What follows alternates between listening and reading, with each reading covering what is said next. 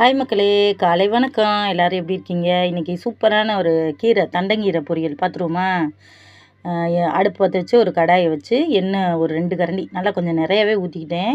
கடுகு ஜீரகம் போட்டாச்சு, வரமிளகா நல்லா கிண்டி விட்டோன்னே கடுகு வந்து நல்லா வெடிக்கணுங்க. இல்லைன்னா கீரை திங்கும்போது லைட்டாக அப்படியே ஒரு மாதிரி கசக்கிற மாதிரி இருக்கும்.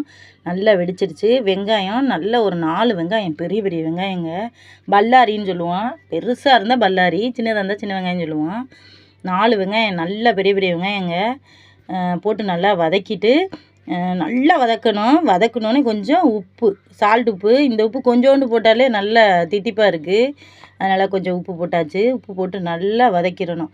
எந்த அளவுக்கு வதங்குதோ அந்த அளவுக்கு கீரை வந்து நல்லா டேஸ்ட்டாக இருக்கும். ஏன்னா கீரையை போட்டதுக்கப்புறம் அந்த தண்ணியில் பாதி வேற வேகும். நல்லா கீரையை நல்லா 2 கட்டு கீரைங்க பக்கத்து ஊர்லேருந்து வந்துருந்துச்சு. நாளைக்கு வருவீங்களான்னு கேட்டேன். வருவோம்மா அப்படின்னு சொன்னாங்க. வந்தால் வாங்கிக்கிடுவோம். இந்த வெயில் டயத்துக்கு குழம்பு கூட்டு இதெல்லாம் வைக்காமல் அழகாக சிம்பிளாக வந்து இது வந்து இதிலேயே போட்டு சாதத்தை போட்டு பிரட்டி சாப்பிடலாம். என்ன இவ்வளோ சாப்பிட போகிறோம்? வெயில் டைமத்தில் ரொம்ப வந்து சாதம் வந்து சாப்பிட முடியாது. அதனால் அந்த கீரை பொரியல் நேற்று வச்ச ரசம் இருந்துச்சு வேறு. சரி அது இருக்கட்டும் அப்படின்னு சொல்லிட்டு கீரையை பொரிச்சிடுவோன்னு நல்லா மூடி வச்சேன். தொட்டேன்னா சுட்டுருச்சு. அதனால் அப்படியே எடுத்து வச்சுட்டு பார்த்தேன் நல்லா வெந்துருந்துச்சு. நல்லா கிண்டி விடணுங்க. தண்டங்கீரை வந்து தண்டு வந்து பெருசு பெருசாக ஒத்த கையிலே கேமரா பிடிச்சிட்டு எடுத்தனால சட்டி லைட்டாக சாஞ்சிருச்சு. அப்புறம் திரும்ப இது பண்ணி நானே இது பண்ணிட்டேன். அழகாக கிண்டி விட்டுட்டு பாருங்கள் எவ்வளோ 2 கட்டு கீரை போட்டோம். எத்தனோண்டு ஆயிடுச்சு பார்த்தீங்களா? கீரை வந்து வெந்தோடனே சுருங்கிரும், அளவு சுருங்கிரும். ஒரு தேங்காய் மூடியை நல்லா பெரிய தேங்காய் திருவி வச்சுட்டேன். பச்சை வாடை போகிறதுக்கு லைட்டாக மஞ்சப்பொடி சேர்த்துக்கோங்க.